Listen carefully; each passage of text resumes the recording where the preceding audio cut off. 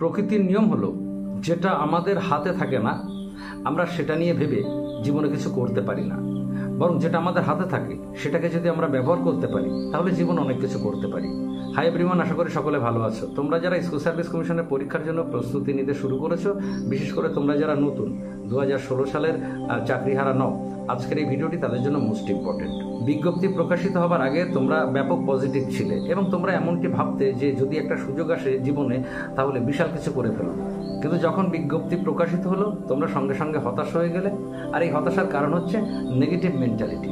কারণ বিজ্ঞপ্তিতে দেখানো হয়েছে যে এক্সপিরিয়েন্সের উপরে 10 নম্বর এবং ডেমোর উপরে 10 নম্বর। আর যেহেতু তোমরা এক্সপিরিয়েন্সের জন্য 10 নম্বর পাচ্ছ না, তাহলে তোমরা ভাবতে শুরু করেছো যে আমরা অটোমেটিক্যালি 10 নম্বর পিছিয়ে থাকবো, তাহলে আমাদের পক্ষে চাকরি পাওয়া সম্ভব নয়। কিন্তু ঠান্ডা মাথায় একটা জিনিস ভালো করে ভেবে দেখো যে আসন সংখ্যা কিন্তু দ্বিগুণ করা হয়েছে। আমি যদি একটা উদাহরণ দিই, মনে করো পলিটিক্যাল সায়েন্সে 2016 সালে আসন সংখ্যা ছিল প্রায় 500-র কাছাকাছি। এবছর বাংলা মাধ্যমে সেটা করা হয়েছে 1100, তার মানে 600 আসন বাড়ানো হয়েছে। এবার মনে করো যে যারা চাকরি হারা তারা প্রত্যেকে এক্সপিরিয়েন্সের উপরে 10 নম্বর করে পেয়ে গেল, তার মানে তারা ম্যাক্সিমাম ওই 500টা সিটে চাকরি পাবে, অর্থাৎ 500টা সিট ব্লক করতে পারবে। এবার মনে করো তোমরা যারা নতুন রয়েছে তাদের মধ্যে আরো 100 জন এক্সপিরিয়েন্সের উপরে নম্বর পাবে, তার মানে আরো 100 সিট ব্লক হয়ে গেল, তাহলে পড়ে থাকে 500। পলিটিক্যাল সায়েন্সের মতো সাবজেক্টে 500 আসন মানে বিশাল আসন। তার মানে নতুনদের জন্য আসন পড়ে থাকলো 500। এই 500 আসনে তোমরা লড়াইটা করতে পারবে যদি খুব খারাপ অবস্থা হয়।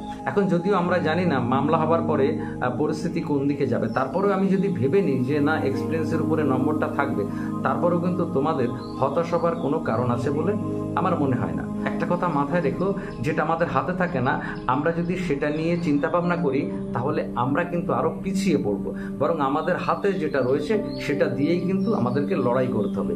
এই মুহূর্তে তোমাদের হাতে রয়েছে বই আর সময় রয়েছে মাত্র 3 মাস। তোমাদের কাজ হবে এই 3 মাস পরিকল্পনা করে ঠিকঠাকভাবে পড়াশুনো করে সিলেবাসটাকে কমপ্লিট করা। একটা কথা মাথায় রেখো, এতগুলো পরীক্ষার্থীর মধ্যে সেই পরীক্ষার্থীরাই কিন্তু সফল হবে যারা সিলেবাসটাকে কমপ্লিট করতে পারবে। তুমি যদি সিলেবাসটাকে কমপ্লিট করতে পারো তাহলে তুমি ম্যাক্সিমাম প্রশ্ন কমন পাবে, আর তুমি যদি ম্যাক্সিমাম প্রশ্ন কমন পাও তাহলে তুমি কিন্তু ম্যাক্সিমাম নম্বর পাবে, আর তুমি যখন ম্যাক্সিমাম নম্বর পাবে তখন কিন্তু তুমি সফল হবে।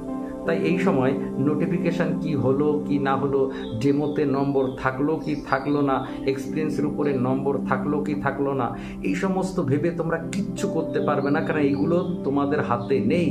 তোমাদের হাতে একটাই আছে, সেটা হচ্ছে 3 মাস সময় আর বই। তাই তোমরা যদি মনোসংযোগ করে পড়াশোনাটা করতে পারো তাহলে কিন্তু সবচেয়ে বেশি বুদ্ধিমানের কাজ করবে। এইটুকু তোমাদের বলা ছিল। সকলে ভালো থাকো, সুস্থ থাকো, ধন্যবাদ।